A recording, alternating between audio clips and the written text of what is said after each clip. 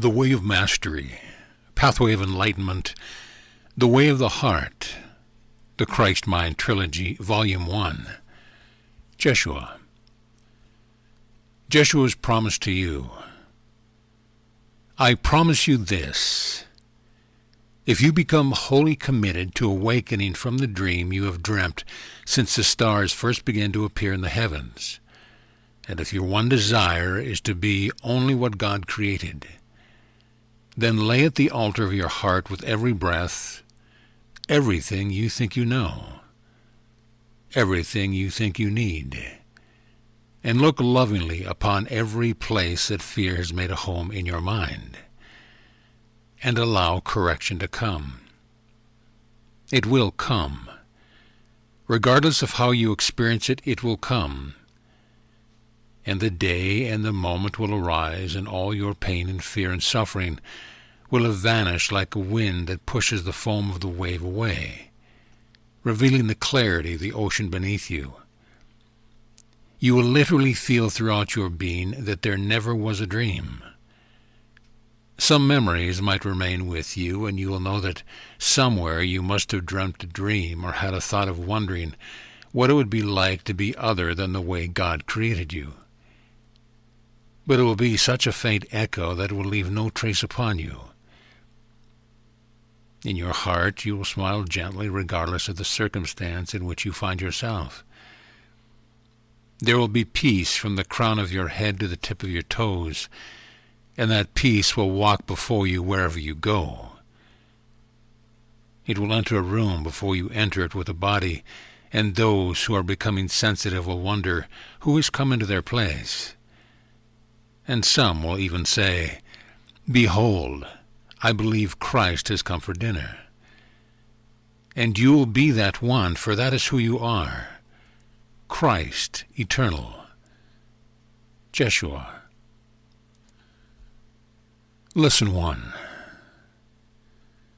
Now we begin. And indeed, once again, greetings unto you, beloved and holy friends.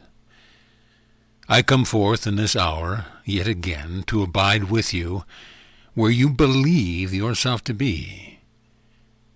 For in truth, if it were not for the fact that you are choosing to turn your attention to the world of physicality through the vehicle of the body, our communication would not require the device of what you might call channeling, nor the devices of the technology of this world in which to record and capture spoken words that are themselves but the reflection of what the words would point your mind toward.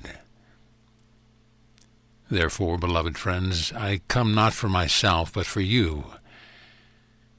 I come not to teach you, but to love you, until you choose from the depth within your own being to set aside every illusion you have ever given credence to, and to remember the truth which alone is true.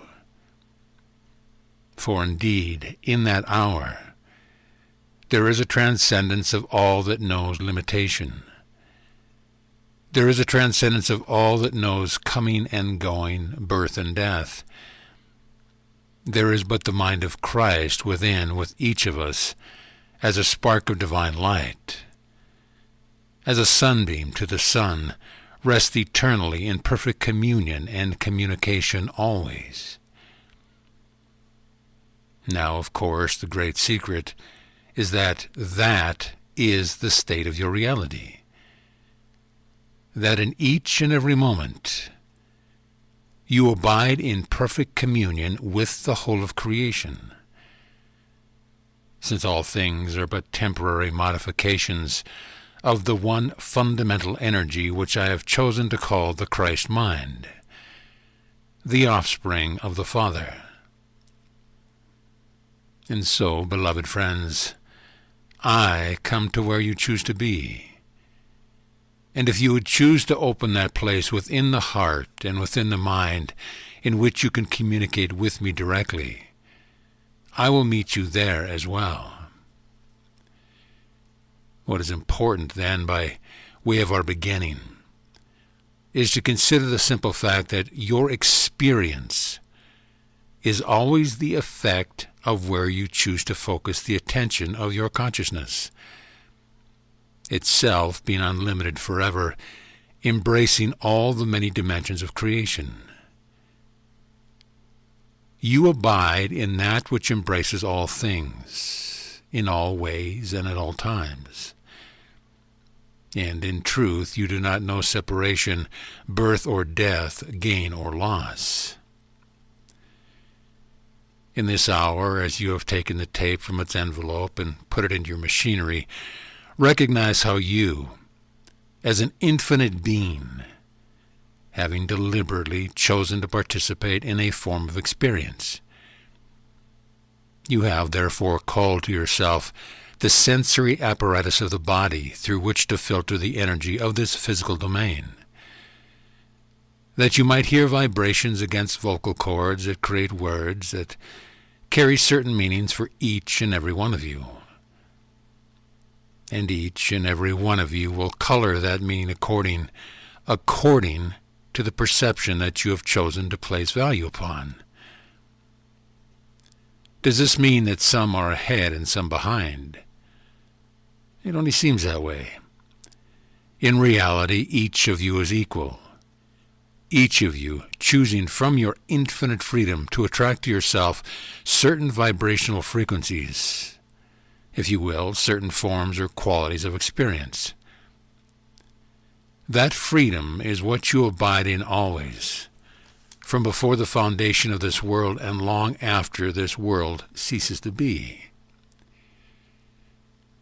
In each and every moment, then, you cannot be a victim of what you see, and nothing is outside of you.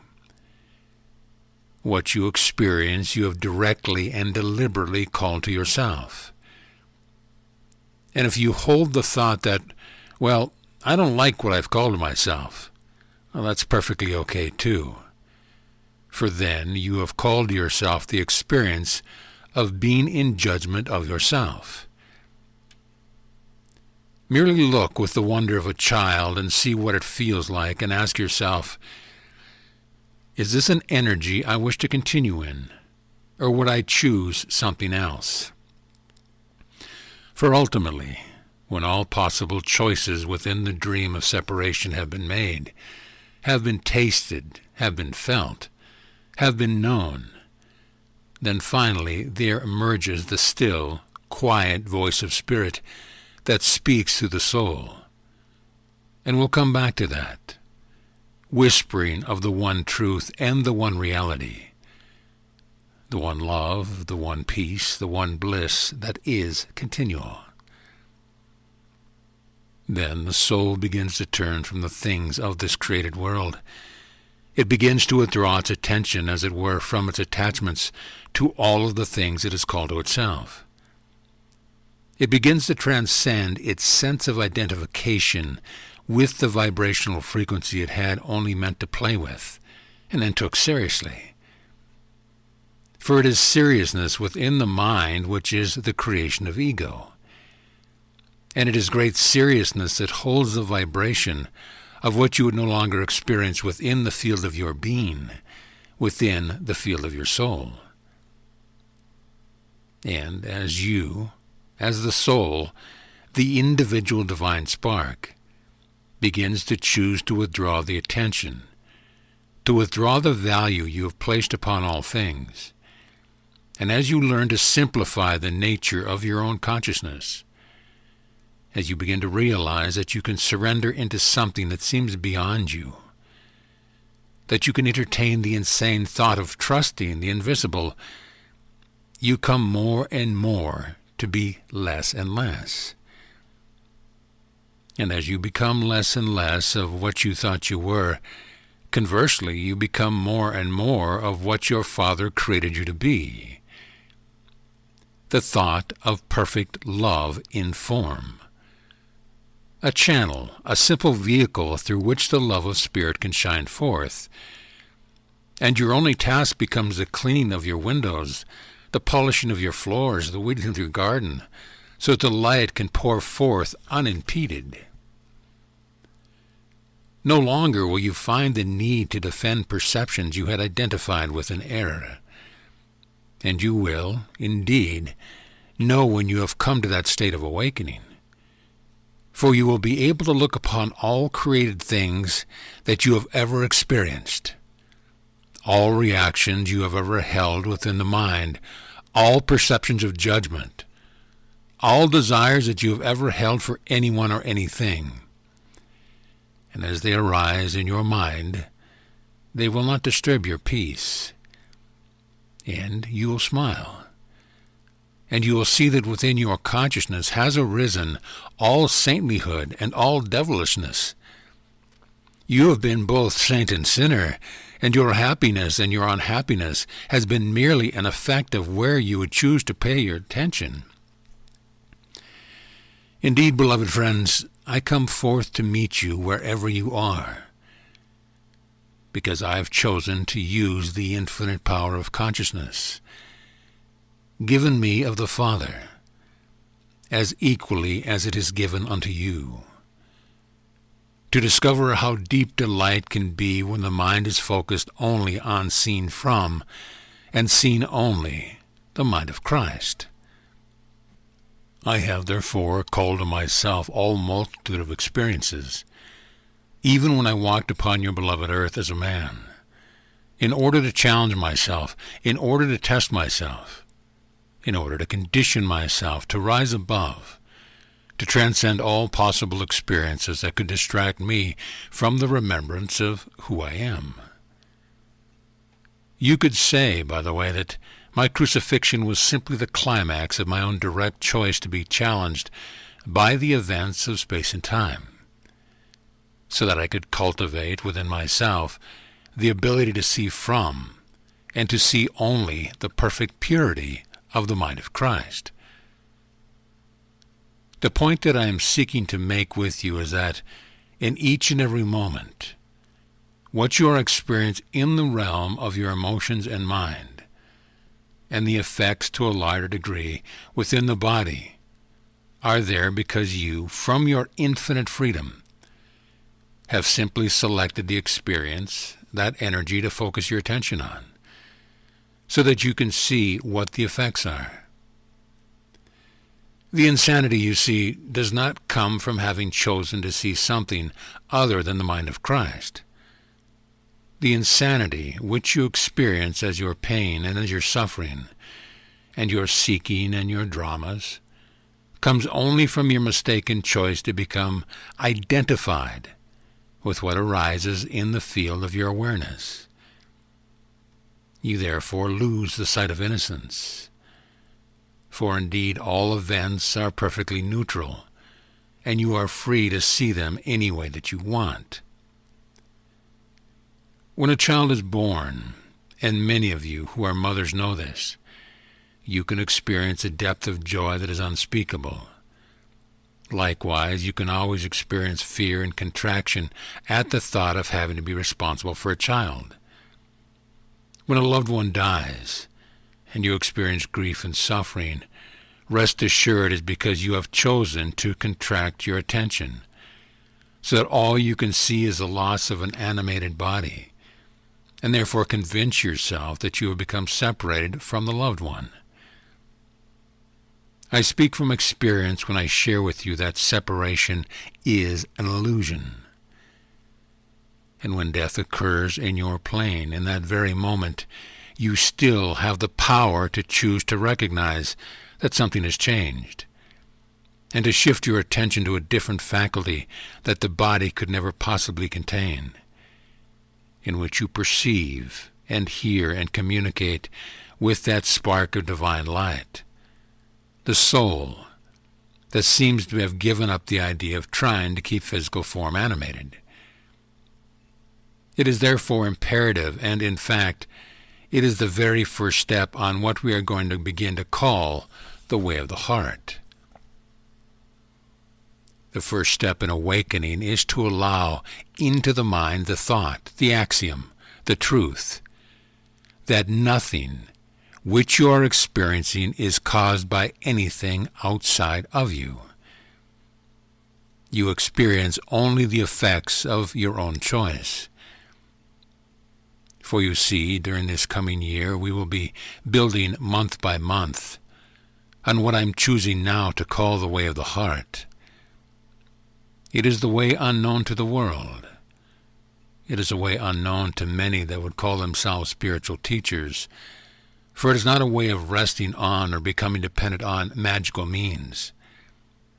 It is, rather, the pathway which cultivates within you the decision to turn your attention upon your own mind, upon your own behavior, upon what is true and real for you, moment to moment, to study it, to consider it, to feel it, to breathe the light of Spirit through it, and to constantly retrain the mind so that it assumes complete responsibility in each moment.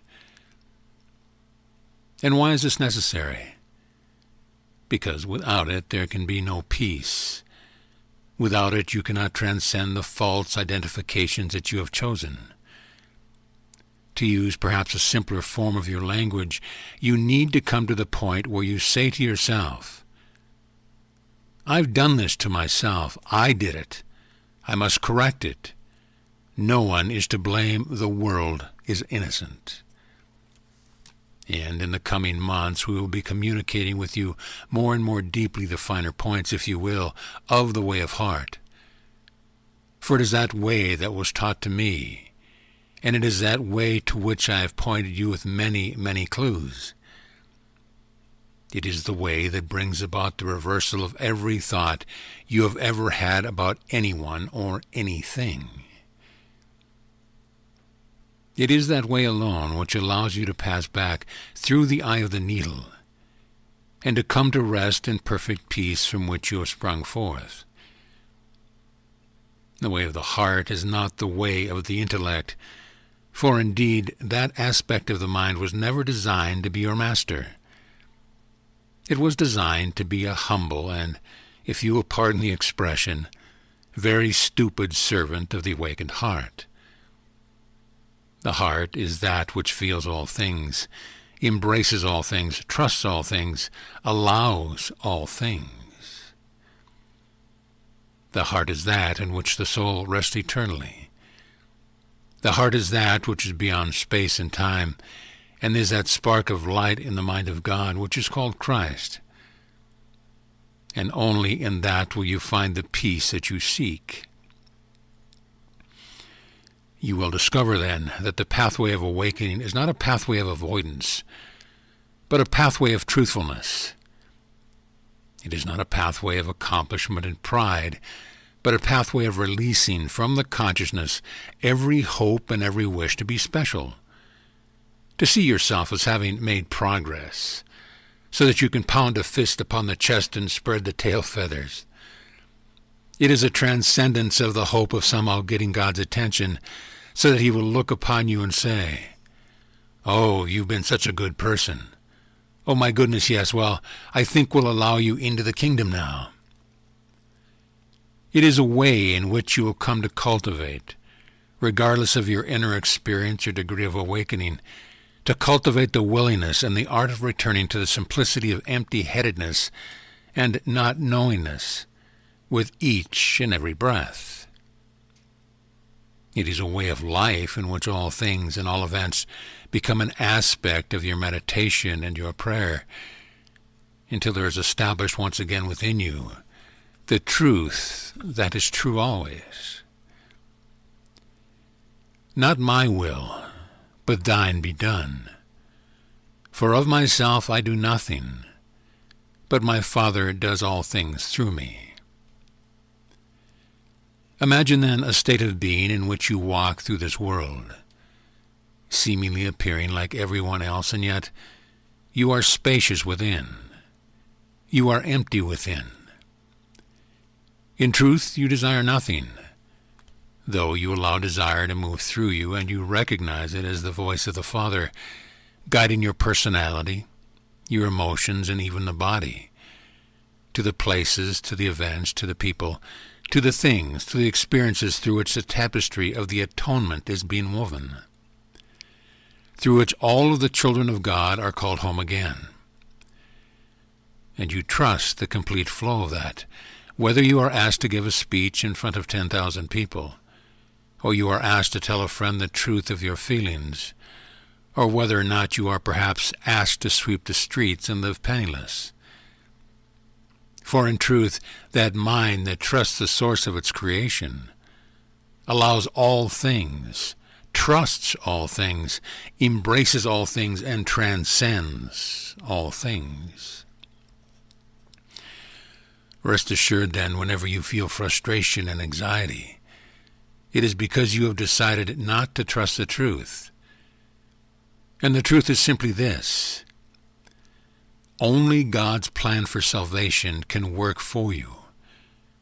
Your way must always fail, for your way begins with the illusory and insane assumption that you are a separate being from the mind of God and must therefore direct your own course. For if you are sick and diseased and not at peace, why would you decide that you know how to create peace? It requires great humility to accept the first step on the path. I have done all of this. I must undo it. But I have no idea how I did this. Therefore, I must surrender to something else. I want to give you this thought. Even I gave it to this, my beloved brother, some time ago, and the thought is this, and I would ask that you consider it well. What if the very life you are living, and each experience that has come into you now since the moment you decided, I've got to awaken here, what if everything was being directly sent to you of your Father? Because your Father knows what is necessary to unravel within your consciousness to allow you to awaken. What if the very things you are resisting are the very stepping stones to your homecoming? What if you achieved a maturity along this pathway in which you were finally willing to let things be just as they are? And if it was necessary to sweep the streets, you simply took a deep breath and said, Father, you know the way home, and therefore began sweeping. And up into the mind comes the thought, oh my God, I won't be recognized, I won't stand out, people won't think I'm special if I'm just a street sweeper. And you recognize, aha, no wonder my Father wants me to do this. I've got to flush this up so I can look at it, disidentify from it, and learn to be the presence of love in the sweeping of the street. For in truth, I tell you, the least of these among you, according to your perception, is already equal to the greatest, and there is none among you who is less than I am. And so the way of the heart begins there. It begins by accepting the humility that you've created quite a mess within your consciousness. You've created a labyrinth and got lost within it, and you don't know the way back. That of yourself, you can do nothing. For all you've managed to achieve is the creation of a whole lot of insane dramas that are, in truth, occurring nowhere except within the field of your mind. They are like chimeras, like dreams. In truth, there is no difference between a waking state in which you would be the director of your life and the dreams you have when the body sleeps at night. They are both the same thing. I wish to direct you to peace, even that peace which forever transcends the understanding and comprehension of the world. I desire, because my Father desires it through me, to bring you wholly to where I am, that you might discover there is someone that got there ahead of you, and when you look closely you go, ah, it's myself. I've always been there, but I forgot. And in the end of all journeying, in the end of all purification, and indeed purification is still necessary, you will discover that to awaken means to have journeyed nowhere. It means to have arrived at a goal that has never changed. Awakening is only remembrance, but it is a remembrance not just of the intellect, for it is not an idea as you would understand ideas. It is an idea that vibrates through the whole field of your beingness, so that even the cells of the body, while yet the body remains coalesced together in its present form, even the cells of the body awaken and relax in the truth that is true always, the way of the heart. If you were a gardener, would you not cultivate the art of weeding your garden?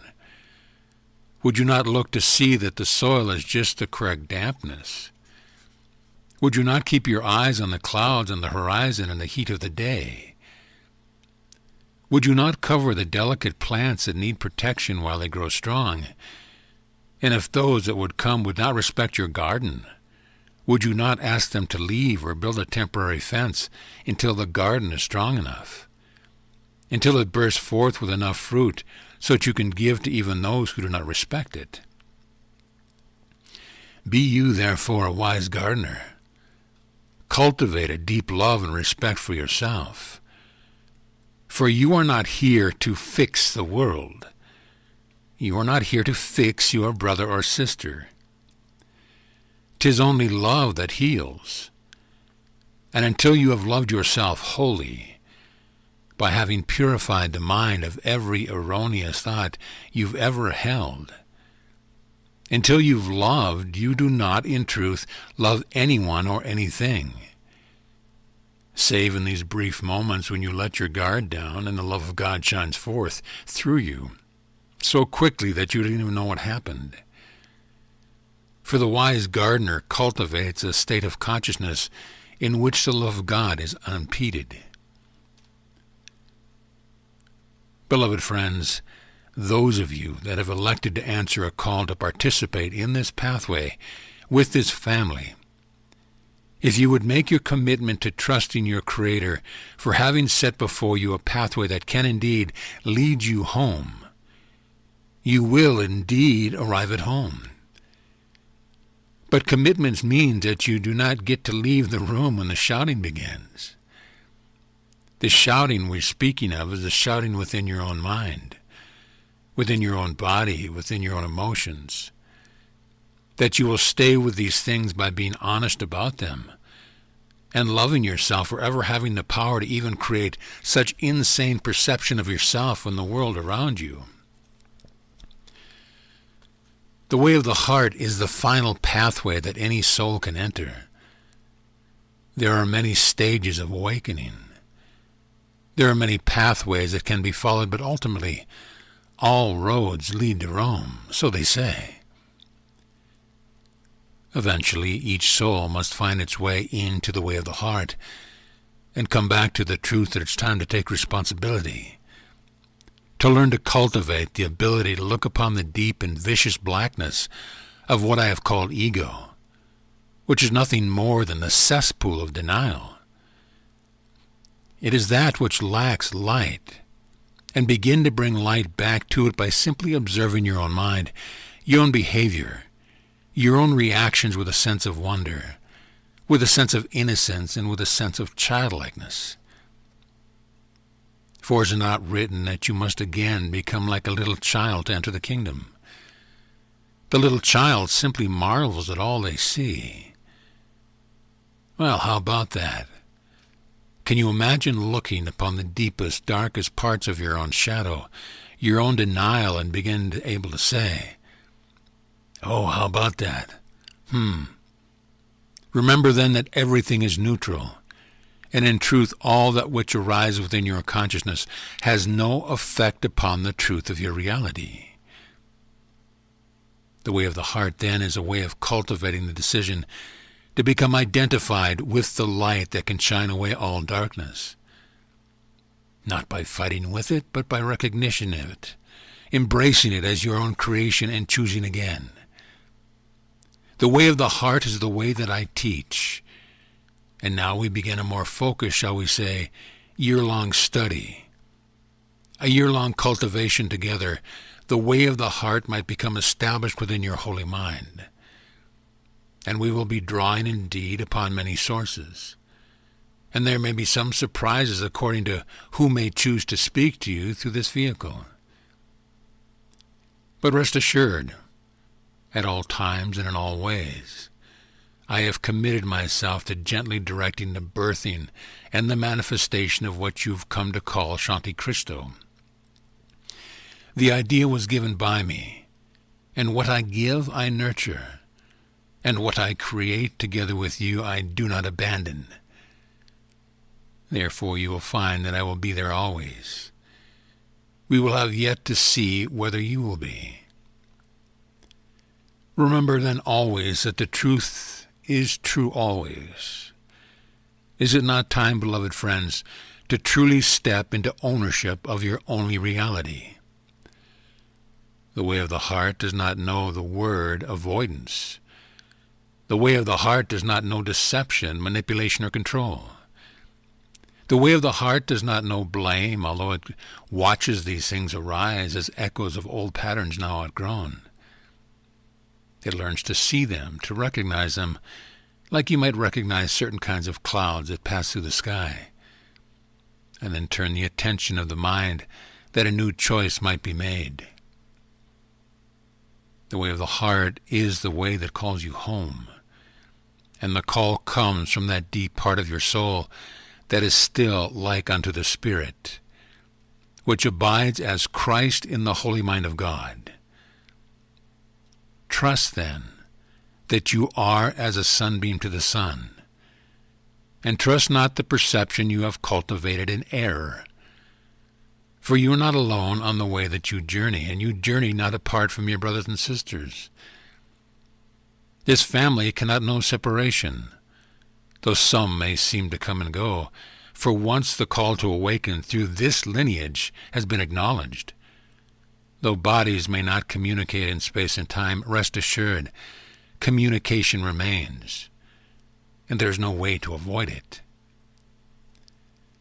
And so we begin the way of the heart.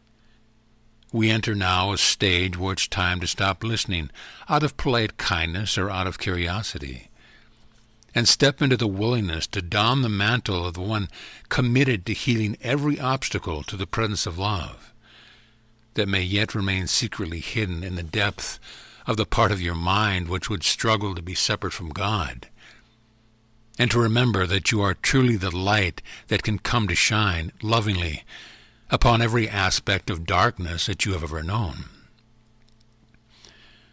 So along this pathway this year, you're going to learn how to shake hands with the devil and do a little jig with him and recognize his face to be your own.